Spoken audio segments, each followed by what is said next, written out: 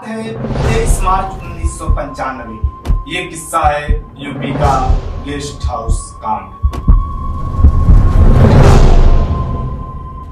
इस कांड की लपटें उठना शुरू हुई थी साल 1995 में। जो कहानी मैं बताने जा रहा हूँ उस कहानी से बसपा सुप्रीमो मायावती घबरा उठी। तमीज, तहजीब और अदब के शहर राजधानी लखनऊ को शर्मसार होना अभी बाकी था। मुलायम यादव के समर्थक लगभग 300 से ज्यादा बाहुबलियों की फौज के रूप में गेस्ट हाउस पहुंच गई और इस तरह उत्तर प्रदेश को मिली पहली दलित महिला मुख्यमंत्री। मैं मायावती सत्य निष्ठा से प्रतिज्ञा करती हूँ। लेकिन मायावती और मुलायम सिंह के बीच जो दुश्मनी शुरू हुई थी वो यही खत्म नहीं, वो आगे भी चलती रही। चढ़-गुंडन की छाती पर मुहर लगेगी हाथी पर। कहते हैं सियासत में कोई भी किस्सा कभी दफन नहीं होता।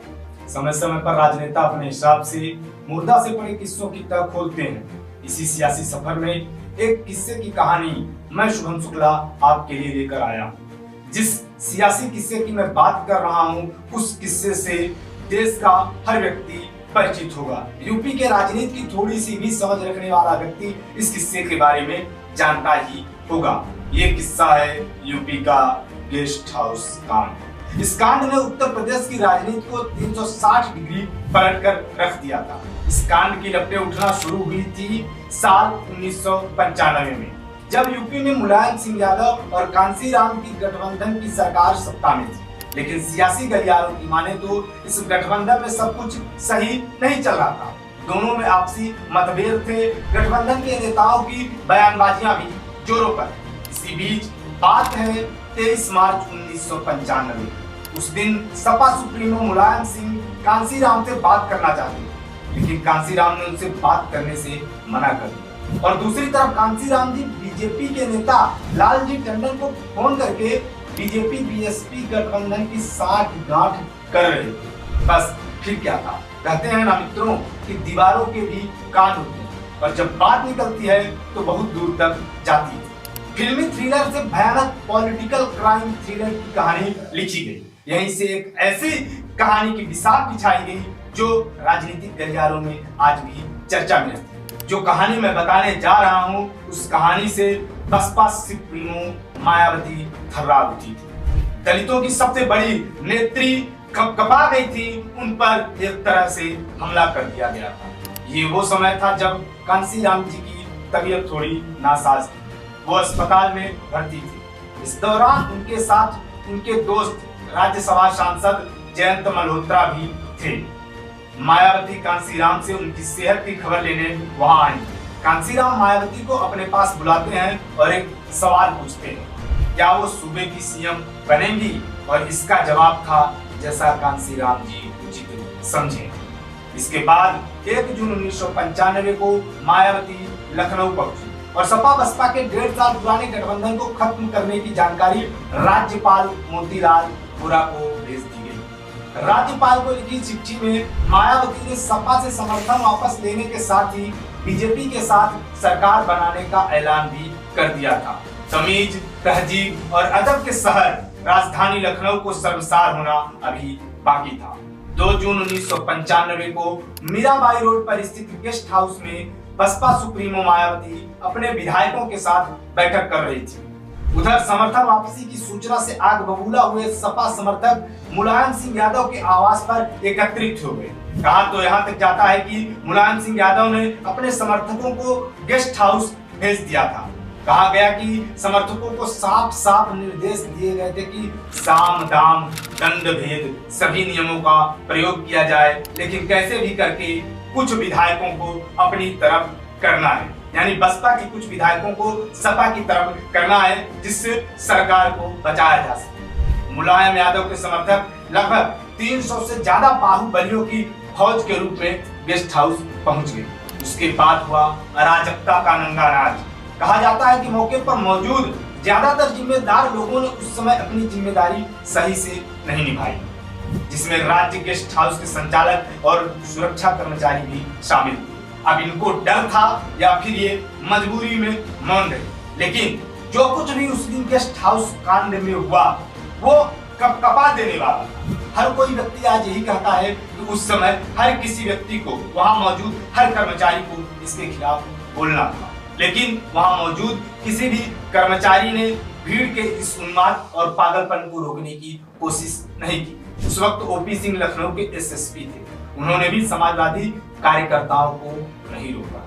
राजनीति के इस काले अध्याय को लेकर अजय बोस ने अपनी किताब बहन जी में लिखा है कि जाति सूचक गालियां देते हुए सैकड़ों की संख्या में सपा के कार्यकर्ता और विधायक गेस्ट हाउस में जबरन घुस गए। उन्मादी भीड़ को देख मुख्य द्वार बंद कर दिया गया, जिसे तोड़कर भीड़ अंदर घुस गई और सपा विधायकों को मारने पीटने के साथ ही घसीटकर ले जाने लगी। इसी किताब के अनुसार मायावती को गेस्ट हाउस कांड से बचाने वालों में पुलिस अफसर विजय भूषण और सुभाष सिंह बघेल की बड़ी भूमिका थी।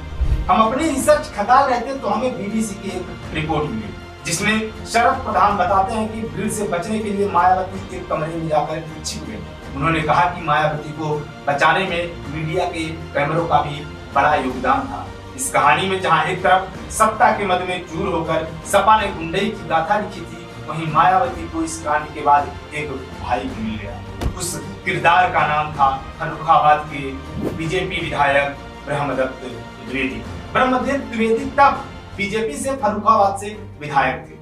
कहा जाता है कि मायावती ने पुलिस अफसरों को फोन किया, लेकिन कोई मदद के लिए नहीं पहुंचे। इस घटना का पता लगते ही ब्रह्मदत्त द्विवेदी मौके पर पहुंचे और आते ही सबसे पहले चट्टान बनकर मायावती के भाई की भूमिका निभाते हुए भिड़ गए। बिना अपने जान की परवाह किए हुए एक दीवार बनकर खड़े हो गए। इसके बाद डीएम और एसपी भी गेस्ट हाउस पहुंचे और सपा कार्यकर्ताओं और वहां मौजूद उपद्रवियों से उन्होंने मायावती को बचाया।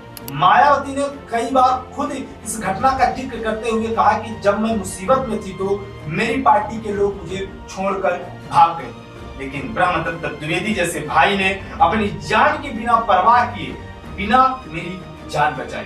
मायावती ने अपनी आत्मकथा मेरा संघर्षमय जीवन एवं बहुजन समाज मूवमेंट के सफरनामा में लिखा है कि मुलायम सिंह का आपराधिक चरित्र उस समय सामने आया जब उन्होंने गेस्ट हाउस कांड में मुझे मरवाने की कोशिश करवाई।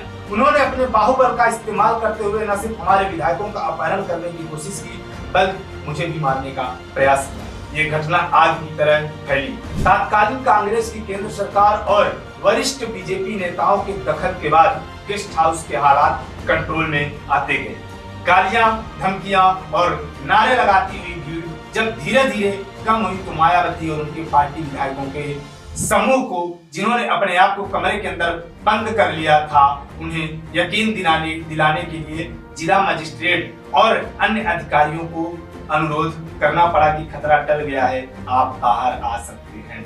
मायावती और उनके विधायकों ने जब दरवाजा खोला तब तक काफी रात हो चुकी थी। इसी कांड के बाद मायावती और मुलायम सिंह के बीच ऐसी दुश्मनी शुरू हो गई जिसे सियासी से कहीं ज्यादा माना जाता है। इसके बाद इतिहास में वो हुआ जिसकी कल्पना शायद पहले कभी नहीं की गई थी। भाजपा, कांग्रेस, जनता दल और कम्युनिस्ट पार्टी एक साथ आई। उन्होंने मायावती को समर्थन दिया और इस तरह उत्तर प्रदेश को मिली पहली दलित महिला मुख्यमंत्री। जिसके बाद मायावती ने जो शासन चलाया, जो सरकार उन्होंने उत्तर प्रदेश में चलाई और जिस तरह से उन्होंने कानून व्यवस्था को मजबूत किया, वो आज भी इतिहास के पन्नों में दर्ज है। लेकिन मायावती गेस्ट हाउस के इस कांड को आज तक नहीं भूल पाई। आज भी समय समय पर उनके दुख, दर्द, पीड़ा उनकी जुबान पर आ जाती है, वो इस गेस्ट हाउस कांड का जिक्र करते थे। तो दोस्तों, ये थी गेस्ट हाउस कांड की बात। लेकिन मायावती और मुलायम सिंह के बीच जो दुश्मनी शुरू हुई थी वो यही खत्म नहीं हुई, वो आगे भी चलती रही। चढ़ की छाती पर मुहर लगेगी हाथी पर कैसे एक उत्तर प्रदेश का सियासी नारा बन गया, कैसे मुलायम मायावती के बीच सुलह हुई। इस कहानी को जानना चाहते हैं तो हमारे चैनल को लाइक, शेयर, सब्सक्राइब करें। फिर मिलते हैं यूपी के एक दिलचस्प किस्से के साथ। तब तक के लिए सीताराम, धन्यवाद।